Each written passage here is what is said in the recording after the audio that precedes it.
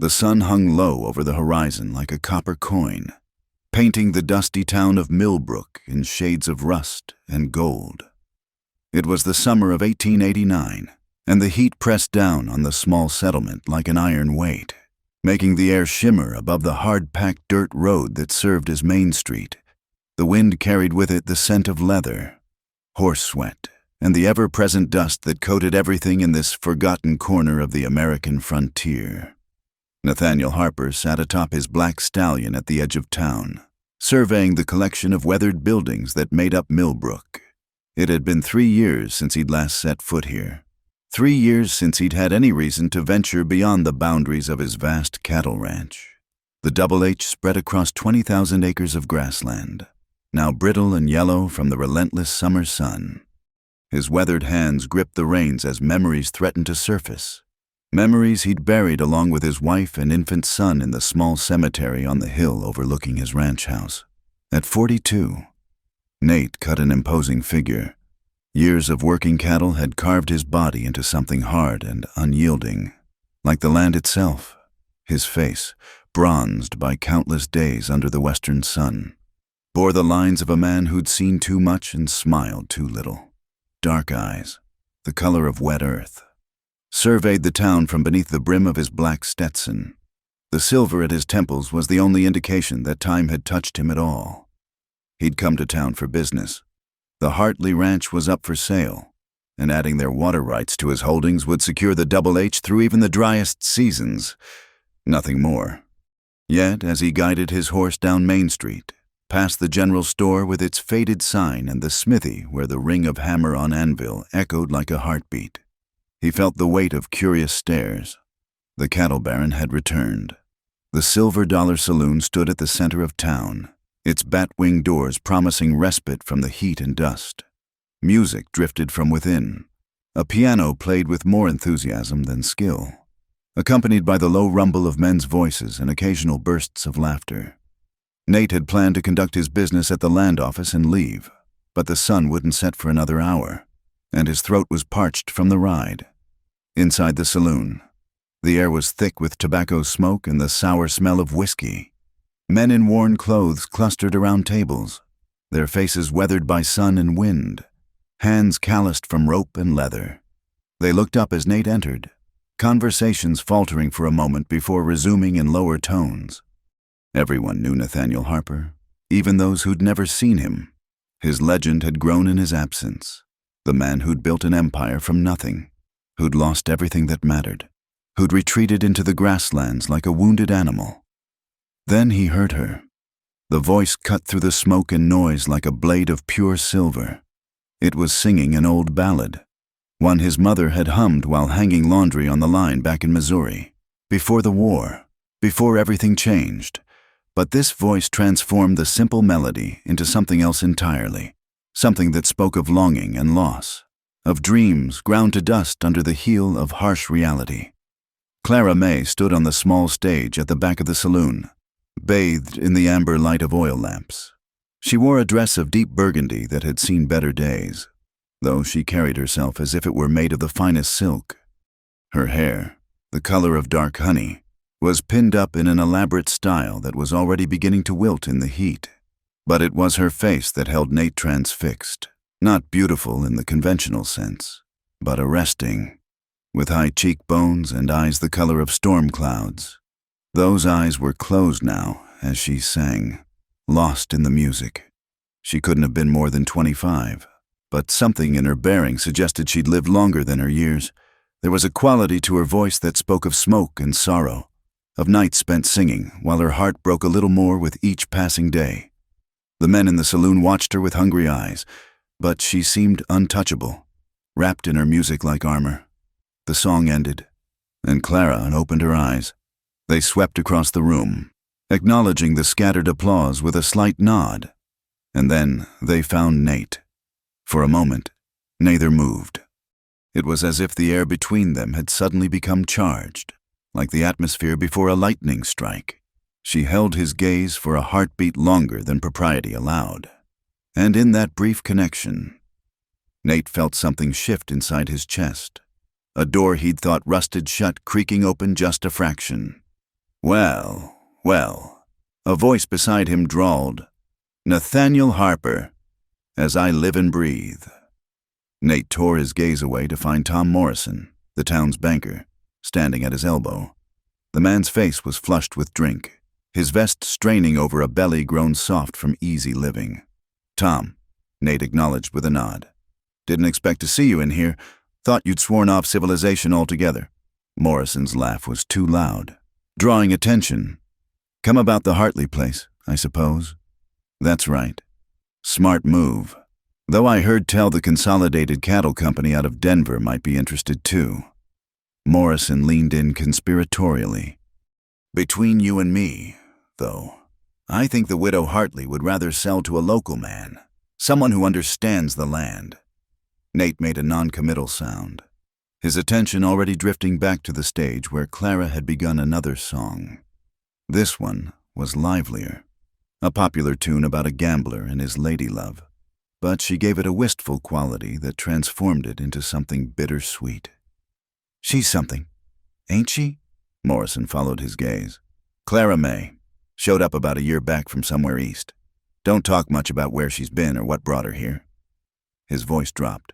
Course, a woman like that, singing in a place like this, well, folk make their own assumptions. The implication in Morrison's tone made Nate's jaw tighten. He'd seen enough of the world to know that people were quick to judge what they didn't understand. Quicker still when it came to a woman trying to make her own way. I'll take a whiskey, Nate said, cutting off whatever else Morrison might have been about to say. He found a table in the corner, his back to the wall. Old habits from days when rustlers and claim jumpers made such precautions necessary. The whiskey was rough, burning its way down his throat, but it gave him something to focus on besides the woman on stage. Clara sang for another half hour, her repertoire ranging from sentimental ballads to drinking songs, each one delivered with the same haunting quality that seemed to transform even the most mundane lyrics into poetry. Between songs, she bantered with the crowd, deflecting crude comments with a sharp wit that kept the men at bay while maintaining the illusion of availability that her job required. Nate nursed his whiskey and watched, fascinated despite himself. He'd known saloon singers before, had even kept company with one or two in his younger days, but none had possessed this particular combination of strength and vulnerability, of defiance and sadness. When her set ended, Clara descended from the stage and began making her rounds, stopping at tables to share a word or a laugh, always keeping just out of reach of grasping hands. She moved through the crowd like smoke, there and gone before anyone could claim more than a moment of her attention. She was 3 tables away when their eyes met again. This time, she held his gaze deliberately as she approached, and Nate felt his pulse quicken, a sensation he'd thought himself too old and too damaged to experience again. I don't believe we've been introduced, she said when she reached his table. Her speaking voice was lower than he'd expected, with a slight rasp that suggested too many late nights in smoky rooms. Clara May. Nathaniel Harper. Recognition flickered in her storm cloud eyes. The cattle baron. It wasn't a question. I've heard stories. I imagine you have. She studied him for a moment, her head tilted slightly to one side. You don't look like a man who enjoys stories being told about him. I don't enjoy much of anything these days. Miss May. The honesty of his response seemed to surprise them both. Clara's expression softened almost imperceptibly. Well then, Mr. Harper, perhaps you've come to the wrong place. The Silver Dollar specializes in temporary enjoyments and forgotten sorrows. And which do you provide? A smile played at the corners of her mouth, not the practiced smile she'd worn while working the room, but something more genuine and infinitely sadder. That depends entirely on what a man's looking for. Before Nate could respond, a commotion erupted near the bar. 2 cowboys, deep in their cups, had begun arguing over a card game. Voices rose, chairs scraped, and suddenly one of them was reaching for his gun. Nate moved without thinking, his hand closing over the man's wrist before the weapon could clear leather. That's enough, he said quietly. The cowboy turned, ready to fight, but froze when he saw who held him. "Mr. Harper, I didn't know you were here." "Now you do. Take your friend and go sleep it off." The fight went out of the man like air from a punctured balloon. He mumbled an apology, collected his companion, and stumbled toward the door. The saloon, which had gone silent, gradually returned to its normal rhythm. When Nate turned back, Clara was watching him with an unreadable expression. "They say you're dangerous," she said softly. "They say a lot of things." "Are they true?" Nate considered the question. "Some of them." She nodded slowly, as if he'd confirmed something she'd already suspected. "Thank you for preventing bloodshed. It's bad for business, and harder still to get blood out of the floorboards." The casual way she spoke of violence told Nate more about her past than any direct question might have revealed. This was a woman who'd seen her share of ugliness. "I should go," he said, suddenly aware that he'd lingered too long, that people were watching, that tomorrow there would be talk. "Should you?" Clara asked.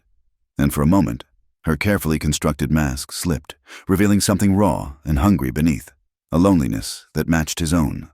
But the moment passed. She stepped back, the professional smile returning. "Well then, Mr. Harper, perhaps we'll see you again sometime."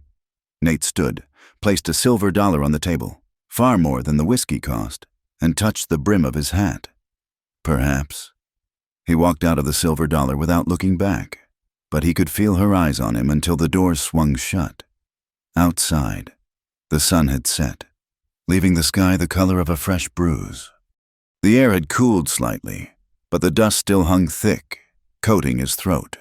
As he mounted his horse and turned toward home, Nate tried to push the evening from his mind. He'd come to town for business. Nothing more. Tomorrow he would meet with the widow Hartley, make his offer, and return to the safety of his self-imposed exile. But as the lights of Millbrook faded behind him and the vast darkness of the prairie opened up ahead, he couldn't shake the sound of Clara May's voice, or the way her storm-cloud eyes had looked straight through him to the emptiness inside.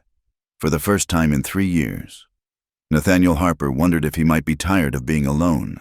The stars were coming out now, scattered across the sky like spilled silver.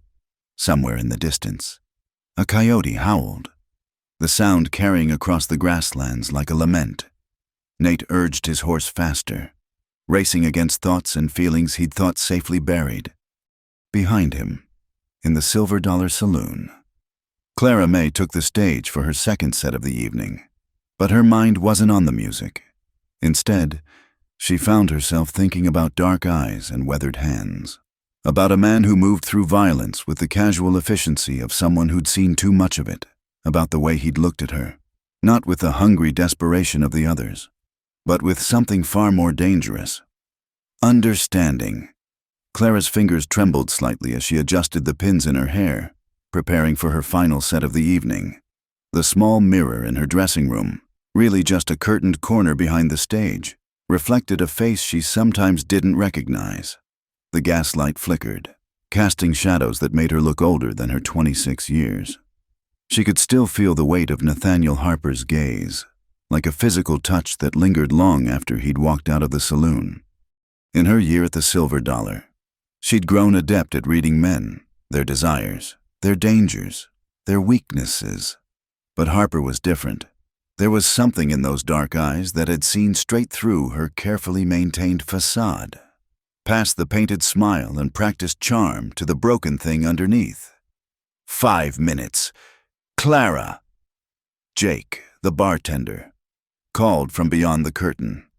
She took a deep breath, applied another layer of rouge to her cheeks, and stepped back onto the stage. The crowd had thinned somewhat, leaving only the serious drinkers and those with nowhere else to go. These were her people, she thought with bitter amusement. The lost, the lonely, the ones trying to forget. As she sang, her mind wandered to that moment when Harper had stopped the fight, the speed of his movement, the quiet authority in his voice. It spoke of a man accustomed to violence, yet weary of it.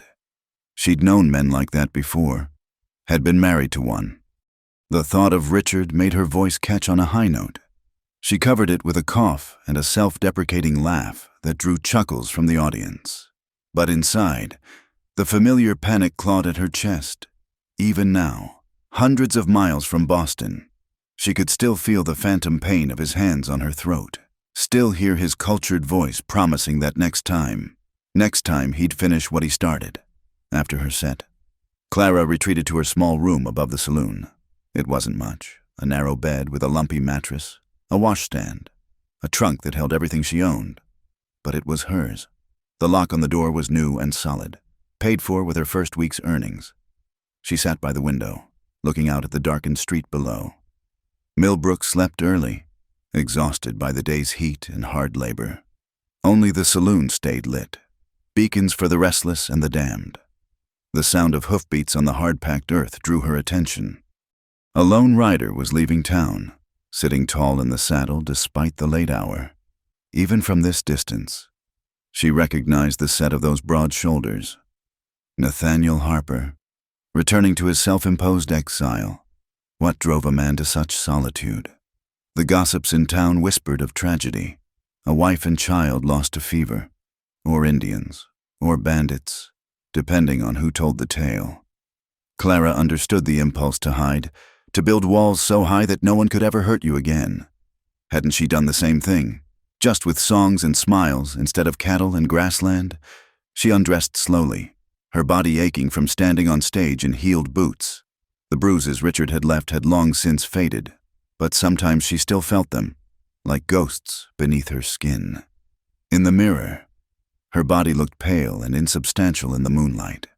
She'd lost weight since coming west, despite Jake's attempts to feed her up with his terrible stew. Sleep came fitfully, populated by dreams of dark eyes and strong hands, of violence barely contained and loneliness so profound it echoed her own. The next evening came too soon. Clara forced herself through the routine, hair pinned just so, dress pressed as well as the ancient iron could manage, rouge and powder to hide the shadows under her eyes.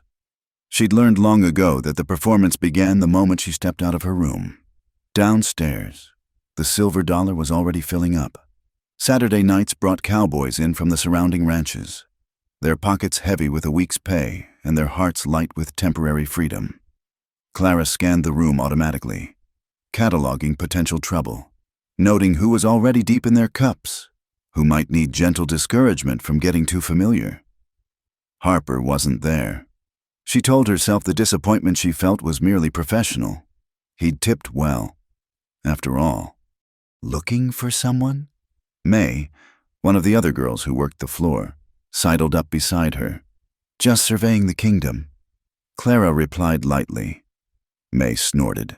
Some kingdom, though I heard you had royalty in here last night. The Harper himself, come down from his castle. He's just a man.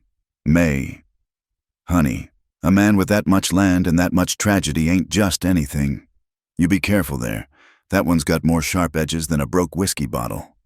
Clara didn't respond, but May's warning echoed her own thoughts. She'd fled one dangerous man. She had no intention of entangling herself with another, no matter how different they might seem. The evening progressed much like any other. Clara sang, bantered, dodged wandering hands with practiced ease, but she found herself glancing at the door more often than usual, her heart jumping slightly each time the bat wings swung open. It was during her second set that trouble found her. Well, ain't you a pretty little songbird?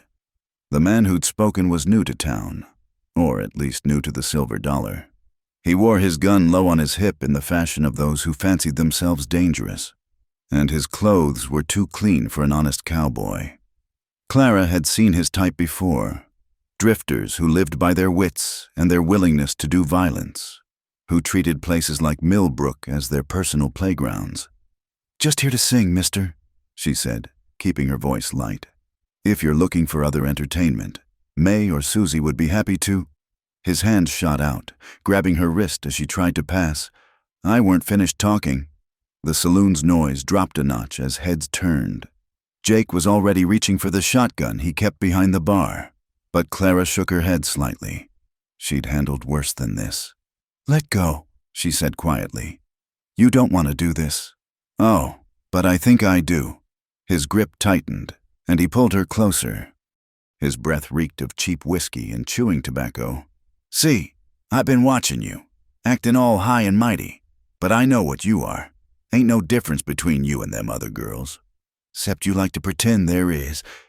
Clara's free hand moved to the small knife she kept in her bodice, another habit from her life with Richard. But before she could draw it, a shadow fell across the table. "The lady asked you to let go." Nathaniel Harper stood there, his stance casual but ready. He wasn't armed, at least not visibly, but something in his presence made the air around him seem dangerous. The drifter's eyes narrowed. "This ain't your concern. Old man, I'm making it my concern." For a moment, the saloon held its breath. Then the drifter laughed, releasing Clara's wrist with a shove that sent her stumbling. "Fine. Ain't worth the trouble anyway." He stood, adjusting his gun belt with deliberate slowness. "But this ain't over." He sauntered out, and gradually the saloon returned to life. Clara rubbed her wrist, already seeing the bruises that would bloom there by morning. "You all right?" Harper's voice was soft, meant only for her. "I've had worse." The words came out more bitter than she'd intended. Something shifted in his expression. Understanding, perhaps, or recognition. "I know," he said simply, and somehow she believed he did. "Thank you," she managed. "Though I could have handled it. I saw the knife," he admitted. "Didn't doubt you could, but sometimes it's easier if you don't have to." The kindness in his words, the acknowledgement of her capability alongside his protection, nearly undid her. She'd grown so accustomed to men who either dismissed her or wanted to own her, that simple respect felt like a foreign language. "You came back," she said, then immediately wished she hadn't. It sounded too much like she'd been waiting. "Had business in town." He paused. "Closed the deal on the Hartley place this afternoon." "Congratulations. It's just land." "Nothing's just anything," Clara said, echoing May's earlier words. "Land means water, security, future, things some of us only dream about." He studied her for a long moment. "What do you dream about, Miss May?" The question was too personal, too probing. Clara felt her walls slamming back into place. "I dream about getting through my set without trouble. Speaking of which," she moved past him, back toward the stage, but his voice stopped her. "I'll be here, in case that fellow comes back." Clara looked over her shoulder.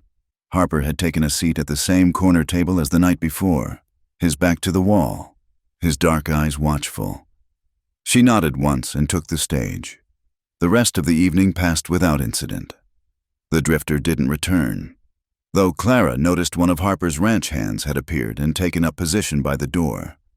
Protection without presumption. It was more consideration than she'd experienced in years. As the night wore on, Clara found herself singing differently. The sad songs seemed less hopeless, the lively ones more genuine. She caught Harper's eye once during a particularly bawdy number and was rewarded with what might have been the ghost of a smile. When her final set ended, the crowd had thinned considerably. Harper remained at his table, nursing the same whiskey he'd ordered hours ago. Clara hesitated, then approached. "You didn't have to stay." Wanted to make sure he didn't come back. And if he had, Harper's expression didn't change, but something dangerous flickered in his eyes. "Then I would have made sure he didn't bother you again." The quiet certainty in his voice should have frightened her. Instead, she found it oddly comforting. Here was a man who understood that sometimes violence was the only language certain people understood. "Can I ask you something?" Clara sat down across from him without waiting for permission. "Why do you care? You don't know me. I'm just a saloon singer with a questionable past and an uncertain future." Harper was quiet for so long she thought he wouldn't answer. When he finally spoke, his voice was rough with some emotion she couldn't name. "My wife used to sing," he said, "not professionally, just around the house. Lullabies for our son, hymns while she cooked. When the fever took them both, the house went silent. I thought I'd gotten used to it. Then I heard you sing, and I realized I'd just gone deaf." The raw honesty of his confession left Clara breathless.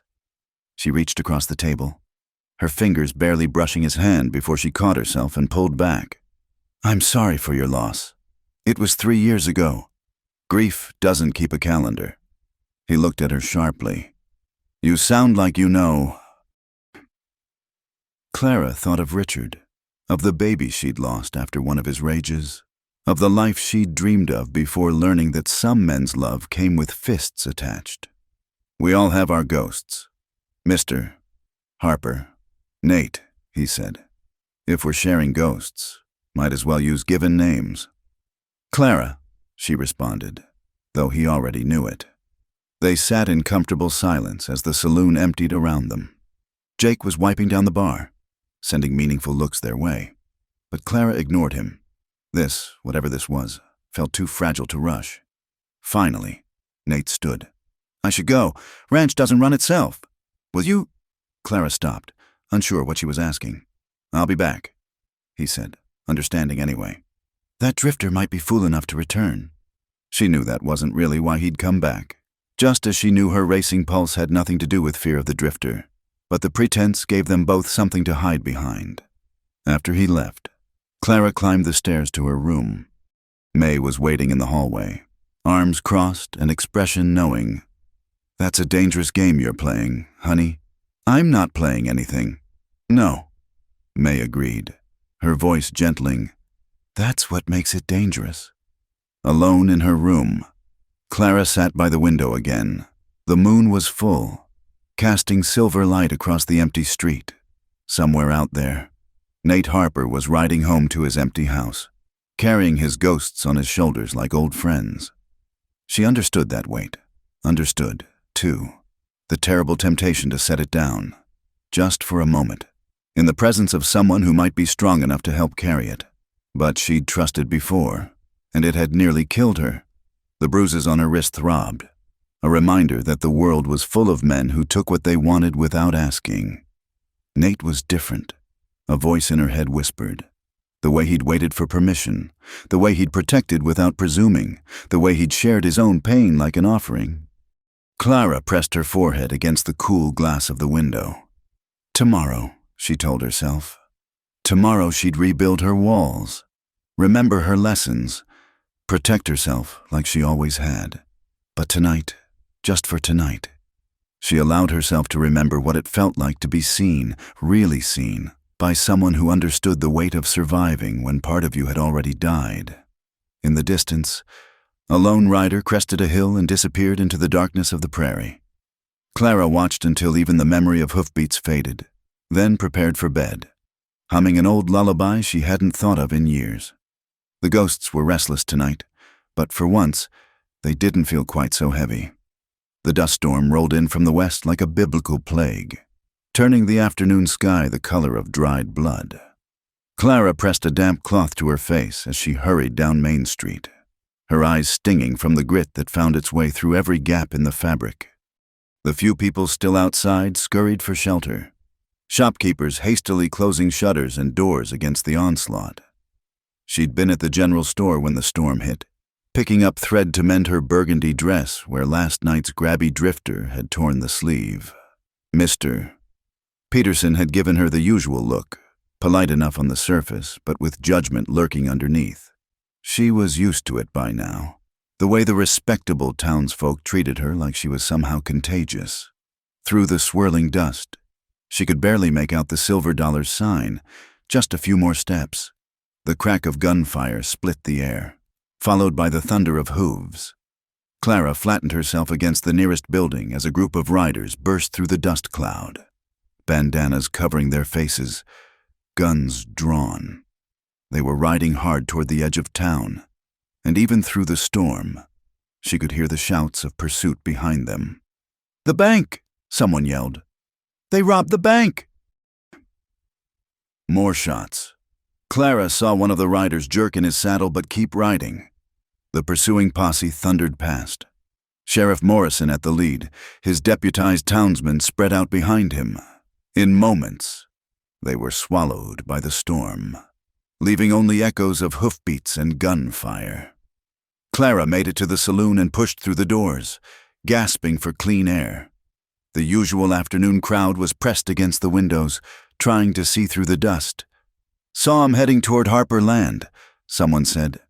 "If they're smart, they'll cut through Devil's Canyon.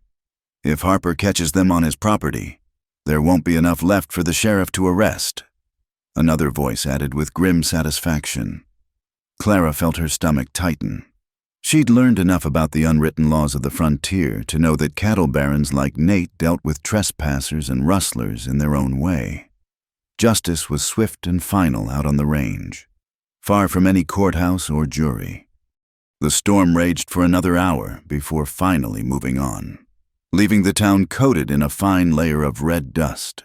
As people emerged to survey the damage and swap stories about the robbery, Clara helped Jake clean the saloon. They'd gotten off light, just dust to sweep and windows to wash.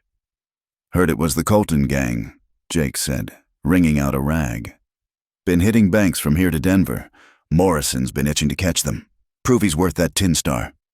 Clara said nothing, but she remembered the drifter from last night. He'd had that same lean, hungry look she'd seen on one of the riders. Coincidence? On the frontier, there were no coincidences. Evening came with an electric tension in the air. The posse hadn't returned, and speculation ran wild. Clara took the stage for her first set, but the crowd was distracted, more interested in gossip than music. She was halfway through Red River Valley when the doors swung open. Nate Harper stood there, dust-covered and grim. Behind him, Sheriff Morrison and several deputies filed in, looking worse for wear. The saloon fell silent. "Found them at Devil's Canyon," Morrison announced, "or what was left of them. Looks like they tried to hole up in that old line shack on Harper's property. Someone had gotten there first." All eyes turned to Nate, who calmly walked to the bar and ordered a whiskey. "Wasn't my men," he said quietly. "We were moving cattle on the South Range all day, but whoever did it saved the county the cost of a trial." Morrison's face reddened. "Now see here, Harper, what would you like me to say?" "Sheriff?" Nate's voice was dangerously soft. "That I'm sorry someone killed the men who robbed your bank. That I wish they'd live to stand trial, maybe escape, maybe kill more innocent people." He turned, his dark eyes sweeping the room. "Justice comes in many forms out here. You all know that." The challenge in his words was clear. Morrison backed down, muttering something about investigations and proper procedures, but everyone knew nothing would come of it. The Colton gang was dead. The bank's money was recovered, and life would go on. Clara watched Nate drain his whiskey and head for his usual corner table. His clothes were dusty, but there was no blood on them, no sign he'd been in a fight. Yet something in his bearing suggested violence barely leashed, a capability for action that went beyond mere ranching. She finished her set to scattered applause and made her way to his table. "Eventful day," she said, sitting without invitation. "That's one word for it. Were you really moving cattle?"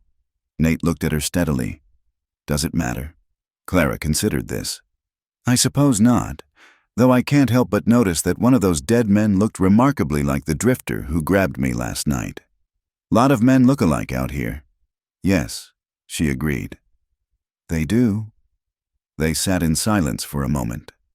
Around them, the saloon gradually returned to its normal rhythm, though conversations remained focused on the day's events. "You disapprove," Nate said finally. "Of what? Of men dying? Of justice without judges? Of the possibility that someone killed 5 men because one of them manhandled a saloon singer?" Clara shook her head. "I've seen enough of the world to know that sometimes the law and justice aren't the same thing." "Your husband taught you that?" The question caught her off guard. She'd never mentioned Richard, never spoke of her past beyond vague allusions. "What makes you think I had a husband?" "The way you hold yourself when men get too close. The knife in your bodice, the mark on your ring finger where a band used to be." His voice gentled. "The look in your eyes that says you've survived something that should have killed you." Clara's throat tightened. "You see too much. Occupational hazard. Hard to build a cattle empire without learning to read people as well as land. Is that what you were doing today? Reading the land? Among other things." He paused. The storm drove some of my herd toward the canyon. Would have been natural to check that line shack, make sure none of the cattle took shelter there. And if you'd found desperate men with guns instead of cattle, then things might have gone badly for someone. The careful way he phrased it told Clara everything and nothing. She thought of the drifter's cruel fingers on her wrist, of the casual way he'd threatened her, of how many times she'd been grabbed, groped, treated like property instead of a person. If Nate had killed him, killed them all, should she feel horrified, grateful, guilty? He's dead, then, she said quietly. The one from last night. If he was riding with the Colton gang, then yes. Clara closed her eyes, waiting for the wave of emotion. But all she felt was a hollow relief, the absence of fear rather than the presence of satisfaction. I won't thank you, she said finally, because I don't know if there's anything to thank you for, but I won't mourn him either. I wouldn't expect you to. She opened her eyes to find him watching her with that steady, understanding gaze that seemed to see straight through to her soul. Is this what your life is like? She asked. Violence and cattle and justice at the end of a gun. Sometimes, less now than in the early days, the frontier's getting civilized, slowly but surely. Soon there won't be room for men like me. And what kind of man is that? Nate was quiet for a long moment. The kind who does what needs doing, regardless of the cost to his soul. Clara thought of Richard, of the night she'd finally fought back, of the blood on her hands and the wild flight west. Maybe there's room for women like that too. Maybe there is. Some. Jake called for her to take the stage again, but Clara lingered. Will you stay? Got men watching the herd tonight? Storm might have driven more than just cattle into my land. Of course, business first. It's not... He stopped, frustrated. I came to make sure you were all right. After what happened, I'm fine. I'm always fine. No, he said softly. You're not. Neither am I. Maybe that's why... He didn't finish, but Clara heard the unspoken words. Maybe that's why I can't stay away. Maybe that's why you let me sit at your table. Maybe that's why we understand each other in ways that scare us both. Be careful out there, she said, standing. Always am. She made it 3 steps before turning back. Nate, if you had found them, the gang, what would you have done? His smile was sharp as a blade. Exactly what needed doing. Clara nodded and took the stage, her mind churning. She sang mechanically, the words flowing without thought while she wrestled with the realization that she wasn't disturbed by the possibility that Nate had killed 5 men. If anything, she felt protected, safe in a way she hadn't since leaving Boston. The thought terrified her more than any threat of violence. The rest of the night passed in a blur. Morrison and his deputies left early, heading back to write reports that would carefully avoid asking too many questions.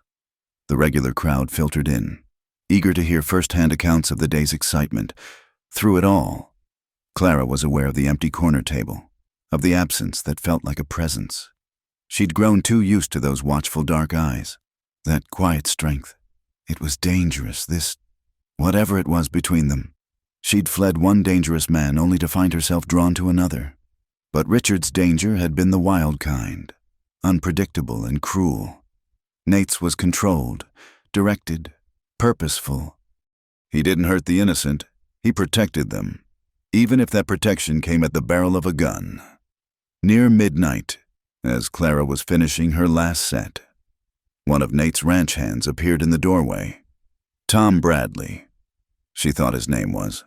A grizzled veteran who'd been with the Double H since the beginning. He caught her eye and jerked his head toward the door, worried now. Clara ended her song and hurried over. Miss Clara, Tom touched his hat brim. Boss wanted me to tell you there might be more trouble coming. Rest of the Colton gang wasn't with the group today. Could be they'll come looking for answers. Why tell me? Tom's weathered face was grave. Boss seems to think they might remember you from last night. That drifter was Ben Colton's younger brother. Clara's blood chilled. She knew how gangs worked, how they viewed women who'd witnessed their members' humiliation. I see. We've got men in town tonight, watching. But maybe you should consider staying somewhere else for a few days. Boss said to tell you there's a room at the Double H if you need it. Mrs. Garcia, our cook, would be there for propriety's sake. The offer was tempting. Safety, protection, a chance to sleep without one hand on her knife. But Clara had learned the hard way that accepting a man's protection came with expectations, spoken or unspoken. "Thank Mr. Harper for his concern," she said carefully. "But I'll be fine here." Tom looked like he wanted to argue, but simply nodded. "We'll be watching either way. Miss, you see anything suspicious, you holler." After he left, Clara found May waiting by the stairs. "You're a fool if you don't take him up on that offer," May said bluntly. "And I'm a fool if I do. You know how these things go. May, first it's protection, then it's gratitude, then it's obligation, and before you know it, you're trapped worse than before." May sighed. "Not all men are like that, honey." "No," Clara agreed. "But how do you know which ones are until it's too late?" She climbed the stairs to her room, checking the lock twice before settling in for the night. Outside, she could see shadows moving, Nate's men keeping watch. The gesture should have comforted her. Instead, it made her feel like a bird in a cage, albeit one of her own making, somewhere out on the dark prairie. Nate Harper was protecting his land, his cattle, his people, and whether she wanted it or not, he'd apparently decided she was one of them. The thought filled her with equal parts warmth and terror. Clara lay awake, staring at the ceiling, her hand wrapped around the handle of her knife. In the distance, coyotes howled, and the wind whispered secrets through the gaps in the walls. Tomorrow would bring new challenges, new dangers, new decisions. But tonight, for the first time in over a year, she didn't dream of Richard's hands around her throat. Instead, she dreamed of dark eyes and steady hands, of a man who did what needed doing, and of a safety that might cost more than she was willing to pay. The storm had passed, but Clara had the feeling it was only the beginning. The storm came 3 nights later, not of dust but of water and wind that turned the streets of Millbrook into rivers of mud. Lightning split the sky in jagged white veins, and thunder shook the walls of the Silver Dollar. Clara had just finished her second set when the worst of it hit, sending patrons scurrying for cover or stubbornly hunkering down with their whiskey. She was wiping rain from her face. The roof had developed several new leaks when Jake grabbed her arm. "There's trouble out back," he said urgently. "That fellow who's been watching you all night just went out, and 2 others followed." Clara's blood chilled. She'd noticed the stranger, of course, a lean man with cold eyes who'd nursed a single beer for hours, his gaze never leaving her. One of the remaining Colton gang, she'd suspected, come to settle scores. "Where are Harper's men?" she asked. "Storm probably drove them to find shelter. Can't blame them in this weather." Clara felt for her knife, then grabbed a shawl. "I'll go out the front. Circle around." "Like hell you will." Jake reached for his shotgun. "You stay here where it's safe." But Clara was already moving. She'd learned never to be cornered, never to wait for trouble to find her. The front door opened to a wall of rain that soaked her instantly. She pressed against the building, making her way along the slippery boardwalk toward the alley. Lightning illuminated the scene in stark relief. The stranger from the bar backed against the wall, 2 figures closing in. But something was wrong. The stranger was laughing, a sound that cut through the storm like breaking glass. "Did you really think I'd come alone?" he said. "Did you think Ben's brother would walk into a trap without bait?" Clara realized with sickening clarity that she'd been played. This wasn't about revenge. It was about drawing out protection, finding weaknesses, and she'd walked right into it. She turned to run, but a hand closed on her arm, spinning her around. Another man, water streaming from his hat, grinned at her with teeth like yellowed tombstones. Well, the songbird decides to fly the coop." Clara drove her knee up hard, connecting with soft flesh. The man doubled over with a grunt, but his grip didn't loosen. She reached for her knife. The crack of a rifle shot split the air. The man holding her jerked, his eyes widening in surprise before he toppled backward into the mud. Clara spun, searching for the shooter, and saw Nate Harper emerging from the darkness like an avenging angel, water streaming from his long duster coat. "Inside," he commanded. "Now." But the alley had erupted into chaos. More men appeared. How many had the gang brought? And suddenly the air was full of muzzle flashes and the sharp bark of gunfire. Clara pressed herself against the wall as bullets chewed splinters from the wood above her head. Nate moved with deadly efficiency, his rifle speaking in measured bursts. But they were outnumbered. And in the confusion of the storm, friend and foe were hard to distinguish. A figure lunged at Clara from the darkness. She got her knife out this time, feeling it bite deep into flesh. The man screamed and stumbled back, clutching his side, but another was already on her, bearing her down into the mud. She fought with everything Richard had inadvertently taught her, going for eyes, throat, the vulnerable spots that even strong men couldn't protect. But the mud made everything slippery, and her attacker was heavier, stronger. Then he was gone, lifted bodily and hurled against the alley wall. Nate stood over her, rain washing the blood from his face where a bullet had grazed his temple. He hauled her to her feet just as Jake appeared with his shotgun. Flanked by several townsmen who'd heard the gunfire, the remaining gang members, faced with reinforcements, melted back into the storm. In moments, the alley was empty except for the dead and wounded. "Get her inside," Nate ordered Jake. "I'm going after them." "Like hell," Clara gasped, still catching her breath. "You're bleeding." "It's nothing. It's not nothing." She grabbed his arm, feeling the solid muscle beneath the wet coat. "They'll be waiting. This was planned. Nate, they wanted to draw you out."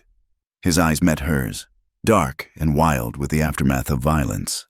"Then they succeeded. Please." The word came out more desperate than she'd intended. "Don't give them what they want."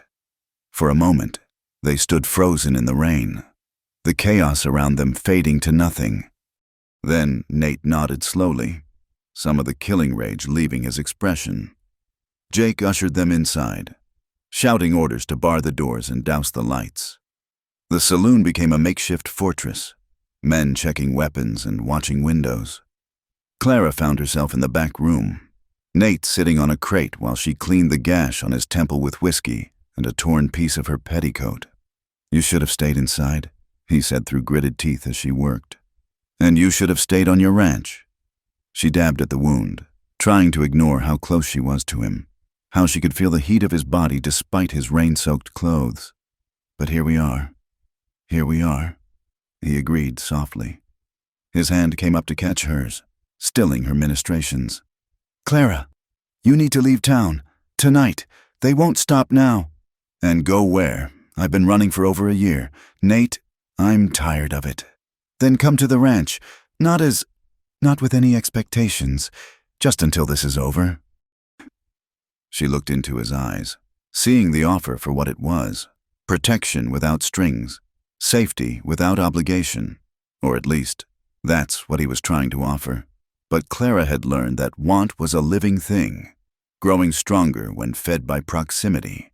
"I can't," she whispered. Why? How could she explain the fear that came with trusting again? The terror of letting someone close enough to hurt her? "Because I'm starting to care," she admitted. "And the last time I cared—" "I'm not him," Nate said fiercely. "Whatever he did to you, whoever hurt you, I'm not him." "I know." And she did know. But knowledge and fear were old enemies, and fear had kept her alive this long. Lightning flashed again, illuminating his face in stark relief. Without thinking, Clara leaned forward and pressed her lips to his. It was meant to be quick, a moment of gratitude or farewell. But Nate's hand came up to cup the back of her head, and the kiss deepened into something desperate and hungry. When they broke apart, both breathing hard, Clara saw her own need reflected in his eyes. "The rich cattle baron hid his desire," she whispered, the words surprising her. Until the tavern singer's lips begged for his storm. Nate made a sound that might have been a laugh or a groan. "Is that what this is? A storm? What else would you call it?" Before he could answer, Jake burst in. "Sheriff's here with a posse. They're going after the gang." the spell broken. Nate stood. "I'll ride with them." "Your head," Clara protested, "has survived worse." He caught her hand, squeezing gently. "This isn't over. The offer stands. The ranch, safety, no expectations." Then he was gone, leaving Clara with the taste of rain and possibility on her lips. The rest of the night passed in a blur of anxiety and exhaustion. The posse returned near dawn, reporting that the gang had scattered into the Badlands. 2 were dead, but at least 3 had escaped, including their leader. Clara helped tend the wounded, her mind numb with fatigue. May found her as the sun came up, slumped in a chair in the back room. "Still think you should have taken Harper's offer?" May said. "Probably," Clara admitted. "But I've made worse decisions." "Have you?" May studied her shrewdly. "Seems to me, turning down a good man's protection because you're scared of feeling something might be the worst decision of all." Clara didn't answer. Outside, she could hear the town waking up, the normal sounds of life returning after the night's violence, but nothing felt normal anymore. The kiss burned on her lips like a brand, and her traitorous heart kept replaying the desperate way Nate had held her, like she was something precious in danger of being lost. She made it through the day in a haze, catching snatches of sleep between helping Jake clean up the saloon. The bullet holes in the walls were patched, the blood mopped from the floors. By evening, you'd never know a gunfight had taken place, except for the tenseness in people's expressions, the way conversations dropped when strangers entered. Clara took the stage that night because that's what she did. She sang through pain and fear and exhaustion. But her voice was rough, her heart not in the performance. The crowd was thin anyway, most folks staying home after the previous night's trouble. She was halfway through a ballad when the doors opened. Nate stood there, his head bandaged but his bearing strong. He crossed directly to her, ignoring the stares and whispers. "They found the gang's hideout," he said without preamble. "Abandoned. They've gone to ground, probably planning their next move." His voice dropped. "My offer was sincere, but I won't ask again. Your choice, Clara. But choose soon." He turned to leave, and Clara made her decision in that instant. "Wait," she called from the stage. The entire saloon turned to look. I accept." Something shifted in Nate's expression, relief, perhaps, or satisfaction. He nodded once. "I'll send Tom with a wagon in an hour. Pack what you need." After he left, Clara stood frozen on the stage, wondering what she'd just done. The patrons stared at her with expressions ranging from shock to knowing smirks. She could imagine the gossip already starting, the saloon singer moving in with the cattle baron. What else could it mean but one thing? But as Clara climbed the stairs to pack her meager belongings, she found she didn't care what they thought. She was tired of being afraid, tired of running, tired of pretending she didn't feel the pull between her and Nate like a physical force. The storm had come and gone, but its aftermath was just beginning, and for better or worse. Clara had chosen to weather what came next from behind the walls of the Double H, under the protection of a man who killed when necessary, but kissed like salvation itself. She packed her knife last, wrapping it carefully in cloth. She might not need it at the ranch. But old habits died hard, and despite everything, despite Nate's promises and her own desperate hope, a small voice whispered that trusting a man, any man, might be the most dangerous thing she'd ever done. But as Tom's wagon pulled up outside and Clara took her first step toward a new life, she thought that maybe, just maybe, some dangers were worth facing, and some storms, once weathered, could leave the sky clearer than before. The Double H waited in the darkness, and with it, a man who saw too much and promised nothing but safety. It would have to be enough. For now. The morning sun cast long shadows across the Double H ranch as Clara stood on the porch of the main house, coffee cooling in her hands. She'd been here 3 days now, and the vastness of it still took her breath away. Rolling grasslands stretched to the horizon, broken only by the distant smudge of mountains and the winding silver thread of Willow Creek. Inside, she could hear Mrs. Garcia, Esperanza. She'd insisted Clara call her, preparing breakfast. The older woman had welcomed her with knowing eyes but no questions, setting her up in a room at the opposite end of the house from Nate's. For propriety, of course, though Clara suspected Esperanza saw more than she let on. Nate himself had been scarce, out before dawn and returning after dark, always with ranch business that needed tending. Clara understood. He'd brought her here for safety, nothing more. The kiss in the storm had been a moment of madness, best forgotten, or so she tried to tell herself. "You're up early, mija." Esperanza joined her on the porch, wiping flour-dusted hands on her apron. "Still not sleeping well?" "Better than in town," Clara admitted. The nightmares had eased here, though she still woke reaching for her knife at every unfamiliar sound. Give it time. This land, it has a way of healing those who let it. Before Clara could respond, a rider appeared on the horizon, moving fast. As he drew closer, she recognized Tom Bradley, his face grim beneath his weathered hat. "Mrs. Garcia, Miss Clara." He touched his brim. "Boss needs to see you both. There's been news from town." They found Nate in his study. A map spread across the massive oak desk. He looked up as they entered, and Clara caught her breath at the darkness in his eyes. "What's happened?" she asked. "The gang hit the stagecoach this morning, killed the driver, wounded the guard." His jaw tightened. "Left a message saying they won't stop until they get what they came for." "Me," Clara said flatly. "No." Nate's denial was fierce. "They came for revenge, and they'll take it any way they can. You were just convenient." But if I left, they'd find another excuse." He turned to Esperanza. "I want you to go stay with your sister in Santa Fe until this is over." The older woman bristled. "I've been on this ranch 20 years. Nathaniel Harper, I'm not running now." Esperanza. "No, this is my home too." She crossed her arms, immovable as stone. "Besides, someone needs to keep an eye on you too." Despite everything, Clara felt her lips twitch. Even Nate seemed to recognize defeat when he saw it. "Fine, but we're doubling the guards, and no one goes anywhere alone." He looked at Clara. "That includes trips to town. I know you must be missing your work." The hesitation told Clara he was really asking if she missed her old life, the independence of it, the freedom to leave whenever she chose. "I miss singing," she said honestly, "but not the rest. You could sing here." The offer came out rushed, almost embarrassed. "I mean, if you wanted, the hands would probably enjoy it. And there's an old piano in the parlor that my wife—" He trailed off, pain flickering across his features. "I'd like that," Clara said softly. Esperanza made a satisfied sound. "Good. Now, breakfast.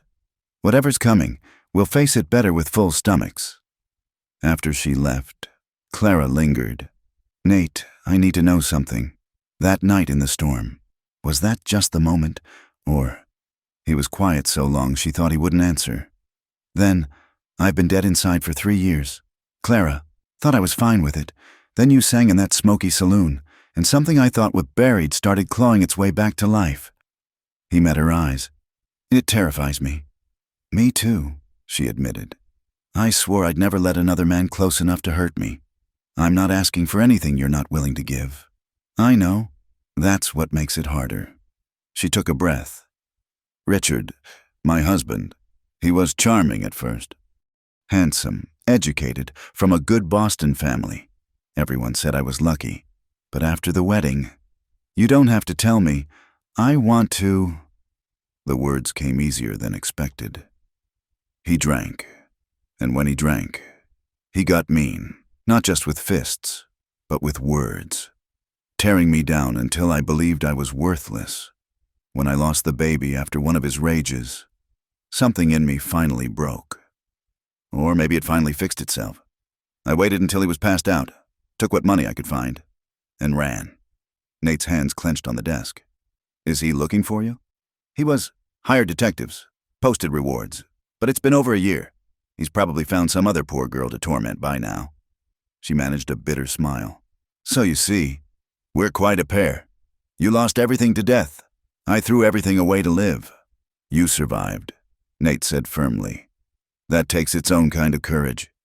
Before Clara could respond, shouts erupted from outside. They rushed to the window to see riders approaching fast. Not the gang, but townspeople. A dozen or more. What now? Nate muttered, heading for the door. Clara followed, recognizing several faces as they dismounted. Jake from the saloon. Mr. Peterson from the general store. Even Sheriff Morrison. But it was the woman who stepped forward who made Clara's heart sink. Mrs. Adelaide Morrison. The sheriff's wife and Millbrook's self-appointed moral guardian. Her pinched face was set in lines of righteous indignation. Mr. Harper, she began without preamble. We've come about the situation. What situation would that be? Nate's voice was dangerously quiet.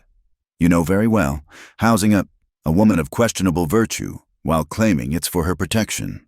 The whole town's talking. Then the town needs better things to talk about. Adelaide's face flushed. The Women's Temperance League has voted. Either Miss May returns to town where she can be properly supervised, or we'll have no choice but to ban her from Millbrook entirely. Ban her? Clara stepped forward, anger overriding caution. On what grounds? Moral turpitude. Adelaide sniffed. Corrupting influence. Take your pick. Now see here, Jake started, but Adelaide cut him off. You'd do well to stay quiet. Jake Miller. We know you've been profiting from her. Performances. She's a singer, Jake protested. Nothing more. Ladies who sing in saloons are rarely nothing more. Adelaide's gaze swept over Clara with naked contempt. And now she's here, living in sin. Enough. Nate's voice cracked like a whip.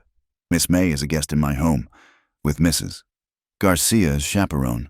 If you find that improper, that's your concern, not mine. You'd stand against the whole town for her? Morrison asked, though he looked uncomfortable with his wife's crusade. I'd stand against anyone who drives out the innocent while letting the guilty roam free. Nate's gaze swept the assembled crowd. Where was this moral outrage when the Colton gang was terrorizing travelers? Where were you when Miss May was being manhandled in the saloon? That's different, Adelaide began. Is it? Or is it just easier to attack a woman trying to make an honest living than to face real danger? Honest? Adelaide laughed harshly. We all know what she is. The words hung in the air like a slap. Clara felt the old shame rising, the voice in her head that sounded too much like Richard telling her she was worthless, damaged, deserving of whatever she got. Then Nate moved, placing himself between Clara and the crowd. What she is, he said quietly, is under my protection. Anyone who has a problem with that can take it up with me personally. The threat was implicit, but clear. Several of the men shifted uncomfortably, remembering that Nathaniel Harper hadn't built his empire by being soft. This isn't over, Adelaide declared. The League will meet again, and when we do, whatever threat she'd been about to make was cut off by the sound of approaching hoofbeats. A lone rider crested the hill, moving at a full gallop. As he drew closer, Clara recognized one of the ranch hands who'd been on patrol. Boss, he shouted, sawing on the reins. They hit the Peterson place, burned the barn, scattered the livestock. He gulped air. Left another message. They want the woman, or they'll burn their way through every ranch in the valley. The crowd erupted in angry voices. Peterson pushed forward, face red with fury. This is your fault, Harper. You brought this on us. The gang brought this on us, Nate corrected coldly. Or have you forgotten they robbed the bank before Miss May ever came here? But they're targeting us because of her, someone shouted. Clara felt the mood shifting, ugly and dangerous. These people had come prepared to exile her for propriety's sake. Now they had real fear to fuel their anger. I'll go, she said quietly. No. Nate didn't even look at her. Tom, double the patrols. Send word to the other ranches to post guards. Morrison, if you're done letting your wife play moral crusader, maybe you could do your job and form a real posse. Now see here, get off my land. Nate's voice was flat. Final? All of you, now! Adelaide opened her mouth to protest, but her husband grabbed her arm. Come on, we've said our piece. The crowd dispersed slowly. muttering threats and predictions. Clara watched them go, her heart sinking. She'd brought danger to the only man who'd shown her true kindness, turned the town against him, made him a target. "I should go," she said again once they were alone. "They're right. This is happening because of me." Nate turned to her, his eyes blazing. "This is happening because evil men think they can take what they want through fear. Giving in won't stop them. It'll just teach them that terror works. But the town can go to hell." He caught himself, running a hand through his hair. "I'm sorry, but I won't let them drive you out. Not the gang, not Adelaide Morrison and her band of hypocrites. Not anyone." "Why?" Clara asked, her voice breaking. "Why do you care so much?" For a moment, she thought he wouldn't answer. Then he stepped closer, his hand coming up to cup her cheek with impossible gentleness. "Because you make me remember what it feels like to be alive," he said simply. "Because when you sing, the emptiness doesn't hurt so much. Because seeing you stand tall despite everything you've been through makes me think maybe there's still something in this world worth fighting for." Clara's eyes filled with tears she refused to shed. "I'm not worth—" "Don't." His thumb brushed across her cheekbone. "Don't let them make you small. Not them, not him, not anyone." She leaned into his touch, allowing herself this moment of weakness. "What do we do now?" "Now? Now we get ready for a fight." His expression hardened. "They want a war? They'll get one. But Clara—" He tilted her chin up, making sure she was looking at him. "Whatever happens, you're not facing it alone. Not anymore." The promise in his words was fierce and absolute. Clara believed him, and that terrified her more than any threat from the gang, because she was starting to realize that somewhere between the fear and the flight, between the songs and the storms, she'd done the one thing she'd sworn never to do again.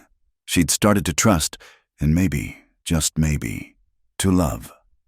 The attack came at dawn, swift and brutal as a rattlesnake's strike. Clara woke to the crack of rifles and the thunder of hooves, her hand instinctively reaching for the knife beside her bed. Through her window, she could see muzzle flashes in the pre-dawn darkness, riders circling the ranch house like wolves. She threw on a wrapper and rushed to the hallway, nearly colliding with Esperanza.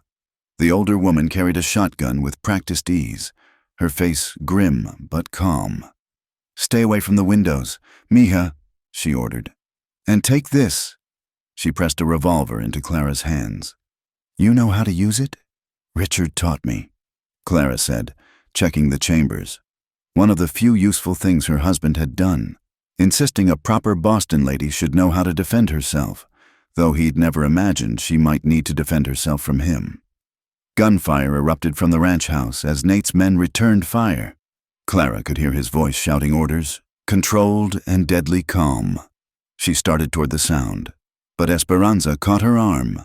"No, he needs to focus on the fight, not worry about you." It went against every instinct, but Clara nodded. She positioned herself at an upstairs window, careful to stay back in the shadows. Below, she could see the battle unfolding in the growing light.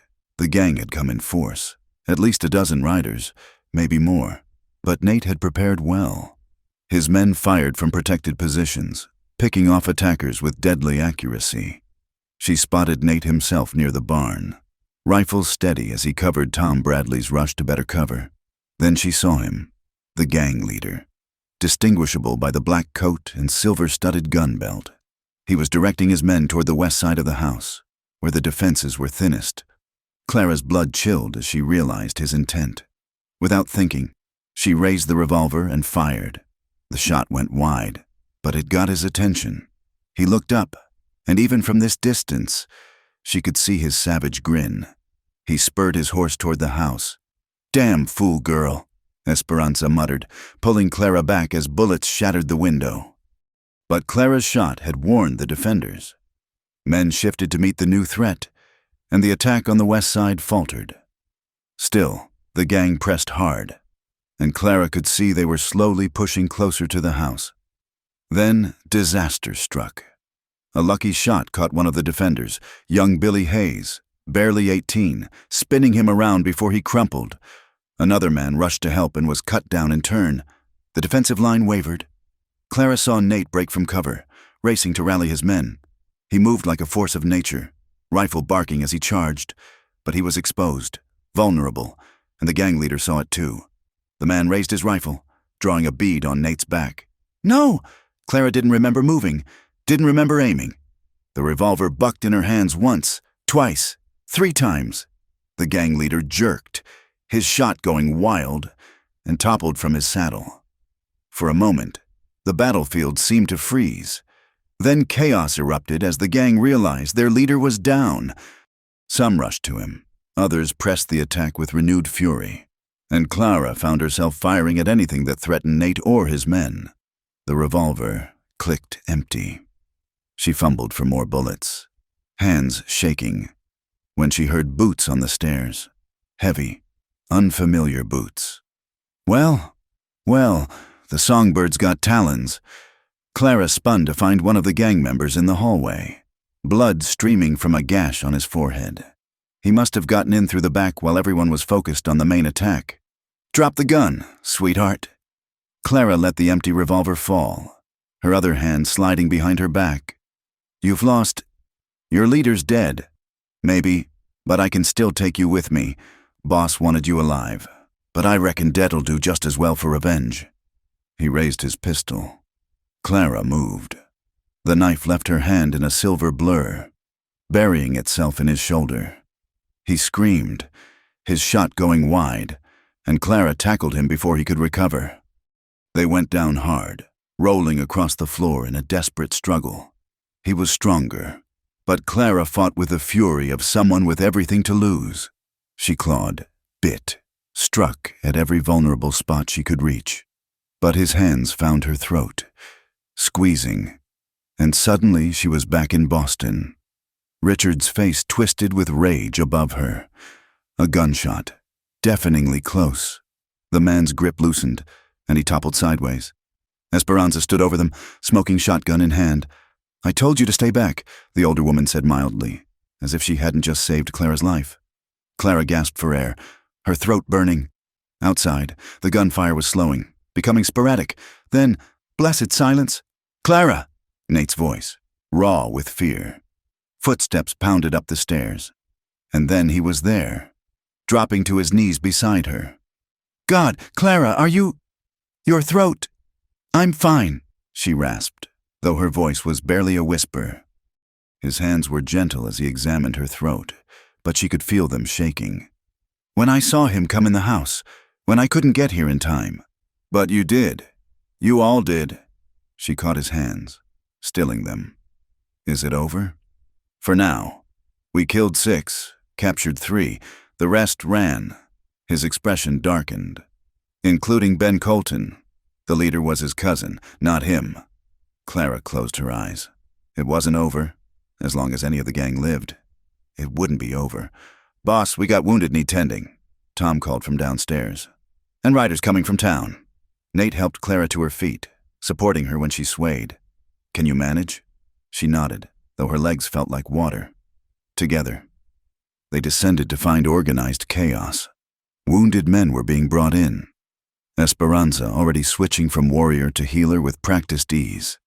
Through the windows, Clara could see a dozen riders approaching, Sheriff Morrison and a proper posse, far too late to help. The next hours blurred together. Clara worked alongside Esperanza, cleaning and bandaging wounds, offering water and comfort. Her throat ached and her voice was gone, but her hands were steady. She'd learned field medicine from an old woman in Kansas during her flight west, never imagining she'd need it for something like this. Billy Hayes would live, though he'd lost a lot of blood. The other man, Samuel Torres, one of the newer hands, hadn't been so lucky. They laid him out in the parlor with the 3 dead attackers who hadn't fled, covering them all with sheets. Even enemies deserved that dignity. Sheriff Morrison prowled the aftermath like a man looking for someone to blame. 6 dead. Harper, this is getting out of hand. Then do your job and catch the rest, Nate replied coldly. He hadn't left Clara's side except when absolutely necessary, as if afraid she might vanish if he looked away. With what men? Half the town's ready to string up. Morrison caught himself, glancing at Clara. String up who, Sheriff? Clara's voice was a painful rasp, but she forced the words out. Me? For the crime of being attacked? Morrison had the grace to look ashamed. People are scared. The Peterson place. Now this. Fear's no excuse for cowardice, Esperanza said sharply, not looking up from the wound she was stitching. These men fought to protect what's theirs. What's the town done besides point fingers? The sheriff left soon after, taking the captured gang members and promising to organize search parties. No one believed they'd find anything.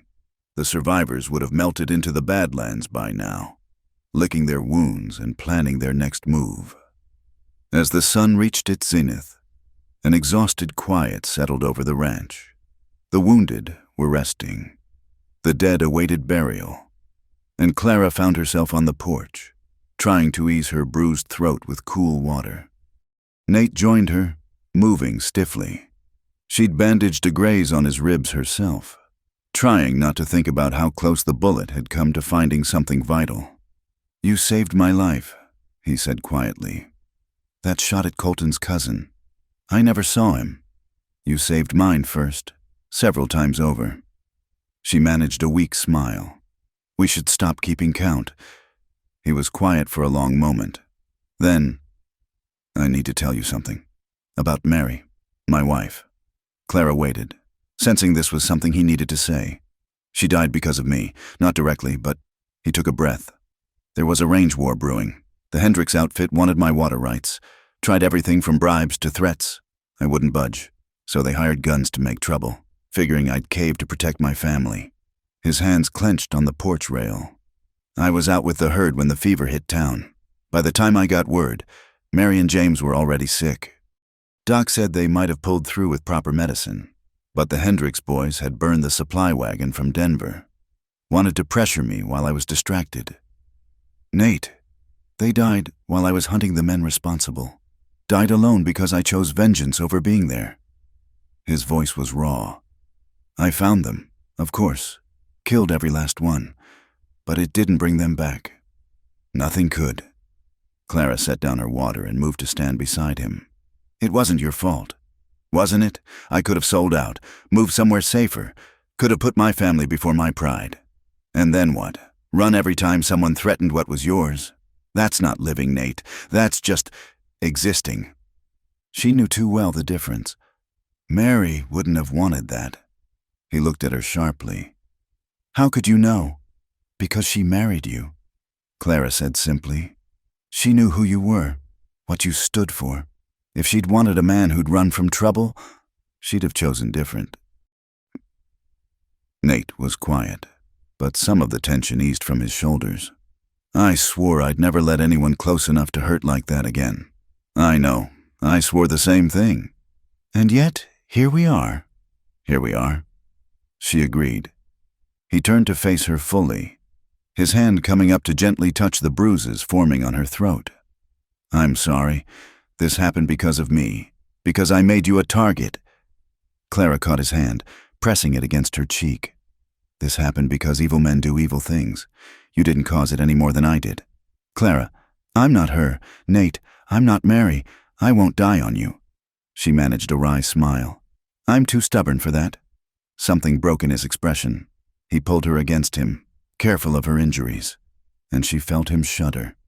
When I saw you at that window, shooting to protect me, God, Clara, you magnificent, foolish woman. She held him just as tightly, breathing in the scent of gunpowder and sweat and something uniquely him. We're going to survive this, she whispered fiercely. Both of us, together! He pulled back enough to look at her, and she saw her own determination reflected in his eyes. Whatever came next, Ben Colton's revenge, the town's judgment, their own tangled feelings, they'd face it standing. Together, he agreed, and sealed it with a kiss that tasted of blood and promises and hope, against all odds.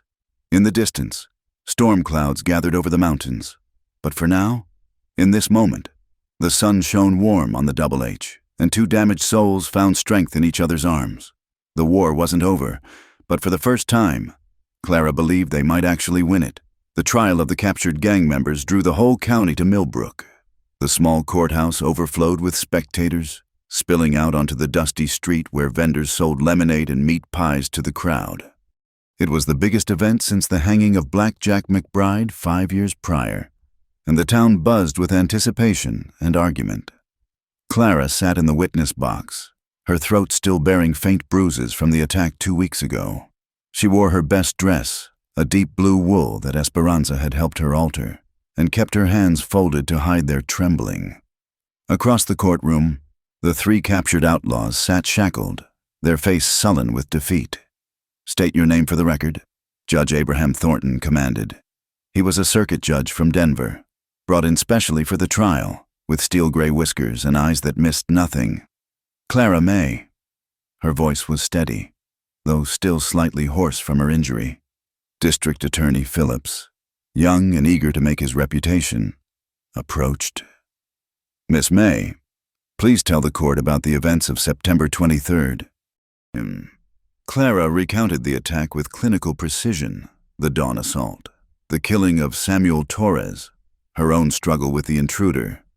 She kept her eyes fixed on a point above the jury's heads, refusing to look at the defendants or at the packed gallery where she could feel the weight of judgment. "And can you identify the man who attacked you in the Harper house?" Phillips asked. Clara's gaze shifted to the defendants. "The one on the left, Jake Colton." A murmur ran through the crowd. Jake Colton glared at her with undisguised hatred, but Clara didn't flinch. She'd faced worse than his anger. "Your witness," Phillips said to the defense attorney. Marcus Webb rose slowly. He was an expensive lawyer from Kansas City, hired by what remained of the Colton gang's ill-gotten gains. His smile reminded Clara of a snake. "Miss May, or should I say Mrs. Thornberry?" Clara's blood chilled. Beside Nate in the front row, she saw his hands clench. "I haven't used that name in over a year," she said carefully. "No, you've been using an assumed name, running from your lawful husband in Boston, aren't you?" Webb produced a paper with a flourish. "I have here a notice from the Pinkerton Detective Agency offering a reward for information about one Clara Thornberry, née Mason, who fled her marital home after stealing money and jewelry." "Objection!" Phillips jumped up. "Relevance?" "Goes to the witness's credibility, Your Honor," Webb said smoothly. "If she'll lie about her name, steal from her own husband—" "I didn't steal anything!" The words burst out before Clara could stop them. "That money was mine, from my inheritance, that he'd already drunk and gambled away 10 times over." Judge Thornton banged his gavel. "Order, Mr. Webb. Do you have proof of these allegations beyond this notice? The notice itself is hearsay unless you can produce the husband or the detectives. Objection sustained. The jury will disregard." But the damage was done. Clara could see it in the shifting expressions, the whispers that rippled through the gallery. Webb wasn't finished. "Very well. Miss May, what is your relationship with Nathaniel Harper? He offered me protection from the gang that was threatening me." "Protection? Is that what you call it?" Webb's tone turned insinuating. "Living in his house, unchaperoned. Mrs. Garcia was there. An employee, hardly a proper chaperone. And isn't it true that Mr. Harper has showered you with gifts, clothes, jewelry? A few necessary items of clothing. Nothing improper. Nothing improper." Webb smiled coldly. "Tell me, Miss May, how many men have offered you protection over the years?" "Objection." Phillips was on his feet again. "Counsel is badgering the witness. Sustained, Mr. Webb. Confine yourself to the facts of this case." But Webb had made his point. By the time Clara left the witness stand, she felt stripped bare, her past laid out for the town's judgment. She took her seat beside Nate, acutely aware of the space between them, of the eyes watching their every interaction. The trial continued for 3 days. Witness after witness took the stand. Ranch hands describing the attack, Sheriff Morrison detailing the gang's crimes, Doc Hansen testifying about the injury sustained. Through it all, Clara felt the town's mood shifting, the initial sympathy curdling into something uglier. It came to a head on the final day. The jury retired to deliberate, and Clara stepped outside for air. She found Adelaide Morrison holding court on the courthouse steps, surrounded by her Women's Temperance League. "Told you what she was," Adelaide was saying. "A married woman, fleeing her lawful husband, taking up with the first man to offer her bed and board. That's enough."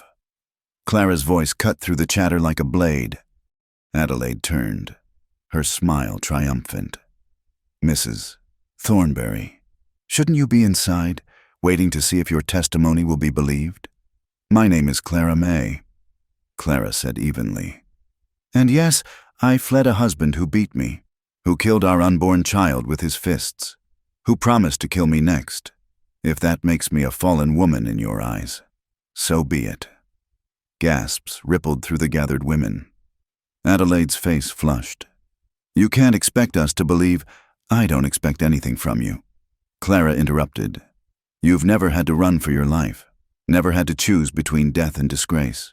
You sit in judgment from the safety of your proper marriages and proper homes, never knowing what it's like to have nowhere to turn." "You had somewhere to turn," Adelaide shot back. "Right into Nathaniel Harper's bed." The slap rang out across the courthouse square. Adelaide staggered back, hand to her reddening cheek, as Clara stood with her hand still raised. "I have never shared Nathaniel Harper's bed," Clara said, her voice deadly quiet. "He has been nothing but honorable, offering protection without price, which is more than I can say for the fine, upstanding men of this town who thought a saloon singer was fair game for any insult or assault." Sheriff Morrison pushed through the crowd. "Here now. What's this?" "Arrest her," Adelaide shrieked. "She attacked me." Morrison looked between the two women, clearly uncomfortable. "Miss Clara, you can't go around hitting people." "No," a new voice said. "But I can." Esperanza Garcia stepped out of the crowd, and before anyone could react, she slapped Adelaide on the other cheek. "That's for insulting a guest in my house." Adelaide gaped, both cheeks now flaming. You Mexican. Careful." Nate's voice was soft as silk as he appeared at Clara's side. "That's my friend you're about to insult, and unlike these ladies, I don't slap." Morrison held up his hands. "Everyone calm down. Mrs. Morrison, perhaps you should—" "This isn't over," Adelaide hissed. "When my husband hears about this—" "He'll what?" Nate asked. "Tell you to stop making a fool of yourself in public? Because that's what I'd tell you." Before Adelaide could respond, the courthouse doors opened. "Jury's back," someone called. The crowd surged inside, the confrontation momentarily forgotten in the rush to hear the verdict. Clara found herself pressed close to Nate as they reclaimed their seats. "You shouldn't have hit her," he murmured. "I know, but I'm tired of being silent while they tear me apart."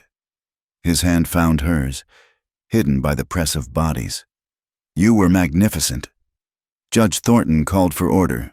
"Gentlemen of the jury, have you reached a verdict?" The foreman stood. "We have, Your Honor, on the charge of murder in the first degree. We find the defendants guilty. On the charge of attempted murder, guilty. On the charge of destruction of property, guilty." Relief flooded through Clara. Justice, at least for the captured men. But Ben Colton was still out there, somewhere, and she knew this wasn't over. The judge pronounced sentence, hanging for all three, to be carried out within the month. As the prisoners were led away, Jake Colton managed to twist around. "Ben'll avenge us," he shouted. "You hear me, woman? You're dead. You and Harper both." The courtroom erupted in chaos. Clara sat frozen as people pushed and shoved, arguments breaking out between those who thought justice was served and those who blamed her for bringing violence to their town. "Come on." Nate pulled her to her feet. "Tom's got the wagon ready." They made it outside to find a crowd gathered, not the angry mob Clara feared, but townspeople with complex expressions. Jake stepped forward. "Miss Clara, I just wanted to say, what you said to Mrs. Morrison about having nowhere to turn, well, some of us understand better than others." He glanced around at his companions, working men and women, the ones who kept the town running while people like Adelaide made the rules. You'll always have a place at the Silver Dollar, if you want it. Thank you, Jake, Clara said softly. That means more than you know.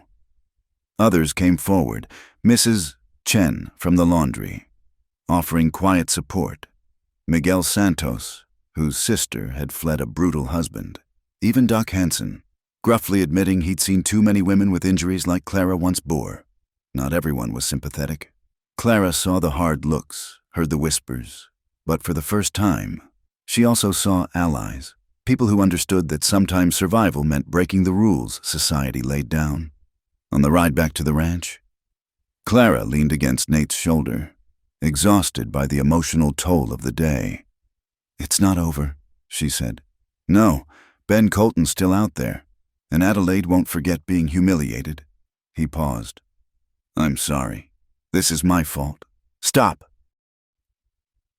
Clara sat up to look at him. We've had this conversation. None of this is your fault, or mine. It's the fault of the men who choose violence and the people who enable them with their judgment and blindness.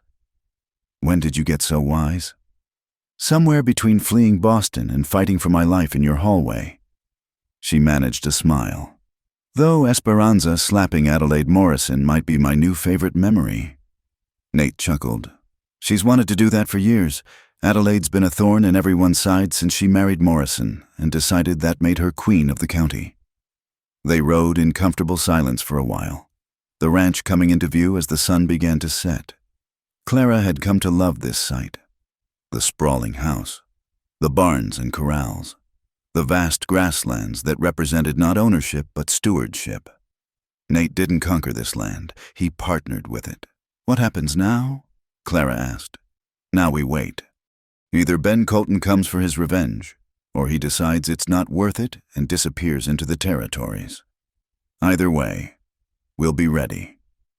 And the town? The town will gossip and judge and eventually move on to the next scandal, though you should probably avoid Adelaide Morrison for a while. Gladly. Clara touched her throat, where the bruises had finally faded. Nate, what Webb said about Richard looking for me. We'll handle it if he comes. Nate's voice was firm. You're not alone anymore. Clara, whatever the past brings to our door, we'll face it together. Together. The word warmed her more than the setting sun. As they pulled up to the house, Esperanza emerged, flower in her hair and a satisfied smile on her face. About time you got back. Supper's ready. And I made that apple pie you like. Clara, figured we should celebrate putting those devils behind bars. And your excellent aim with Adelaide Morrison? Nate asked dryly. Esperanza's smile widened. That too. Woman's had it coming for years. Now come on, food's getting cold. As they headed inside, Clara felt a strange sensation. It took her a moment to recognize it as belonging. This was home now. These people her family of choice. The trial had exposed her past, but it had also revealed her present. A life built on mutual respect and protection, on facing danger together, on the radical act of choosing love over fear. Ben Colton might still be out there. Richard might send more detectives. Adelaide Morrison would certainly continue her crusade. But tonight, Clara was home, surrounded by people who'd fight for her as fiercely as she'd fight for them. And that, she thought as she took her place at the dinner table, was worth any amount of scandal. Spring came early to the valley, painting the grasslands in shades of green and gold. The winter had been hard but peaceful. Ben Colton had vanished into Mexico. The town's gossip had moved on to other scandals, and life at the Double H had settled into a rhythm that felt almost like hope. Clara stood on the porch, watching the sunrise paint the mountains purple and pink. Inside, she could hear Esperanza preparing breakfast, the familiar sounds of home. 6 months had passed since the trial. 6 months of healing and building something new from the ashes of their separate griefs. You're up early. She turned to find Nate behind her, already dressed for the day's work. Spring meant calving season, endless hours in the saddle checking on the herd. But he looked content in a way she'd never seen during those first dark days. The birds woke me, Clara said. They're louder now that spring's here. Everything's louder in spring, life coming back. He moved to stand beside her, their shoulders touching. Speaking of which, Tom tells me we've got a visitor coming today. Clara tensed. Visitors still made her nervous, even after months of peace. Who? Judge Thornton says he has some legal matter to discuss. Before Clara could worry further, the sound of wagons drew their attention. Not one but three, loaded with lumber and supplies, accompanied by a dozen men. What's all this? Clara asked. Nate's expression turned mysterious. Spring project. Come on, let's eat before the day gets away from us. Judge Thornton arrived just after noon, his imposing figure unchanged since the trial, but his expression was kinder as he dismounted, touching his hat to Clara. Miss May, you're looking well. Thank you. Judge, what brings you all the way out here? A letter from Boston, actually. He produced an envelope from his coat. From a law firm representing one Richard Thornberry. Clara's blood chilled, but before panic could take hold, Nate was there, his hand steady on her back. Perhaps we should discuss this inside, he suggested. They gathered in Nate's study. Clara, Nate, and the judge, with Esperanza hovering nearby like a protective hawk. I'll be direct, Judge Thornton said. Mr. Thornberry is dead. Died 3 months ago in a drunken brawl. Apparently, his lawyers have been settling his affairs. Clara felt nothing. No grief, no relief. Just a strange emptiness where fear used to live. I see. The thing is, he never filed for divorce. Legally, you're his widow, and according to Massachusetts law, you inherit his estate. His debts, more likely. Clara said bitterly. Actually, no. It seems his family paid those off to avoid scandal. What's left is modest but clear, about $2,000 and some personal effects. The judge slid a document across the desk. All you need to do is sign this, acknowledging receipt, and the money will be wired to the bank here. Clara stared at the paper. $2,000. Freedom, security, a future. All from the man who'd nearly destroyed her. There's one more thing, Judge Thornton added. Your maiden name was Mason? Yes. Would you like to legally reclaim it? I can file the paperwork while I'm here. Clara's eyes filled with tears she refused to shed. Yes, I would. Consider it done, Miss Mason. After the judge left, Clara found herself back on the porch, document still in hand. Nate joined her, silent support. $2,000, she said finally. I could go anywhere, do anything. You could. His voice was carefully neutral. Clara turned to face him. Is that what you think I want? To leave? I think you've never had choices before. Now you do. I won't be another man who traps you, Clara. She studied his face, weathered by sun and sorrow, but dear to her now in ways she couldn't fully express. What if I choose to stay? Then you stay because you want to, not because you have to. He took a breath. But if you stay, I have something to ask you. Before he could continue, Tom Bradley appeared around the corner. Boss, we're ready when you are. Ready for what? Clara demanded. Instead of answering, Nate took her hand. Come see. He led her past the barns to where the lumber wagons were unloaded. Men were already working, laying foundation stones in a careful pattern. Clara recognized several, ranch hands, but also townspeople. Jake from the saloon, Miguel Santos, even Doc Hansen wielding a hammer with surprising skill. What is this? A new beginning, Nate said, for both of us.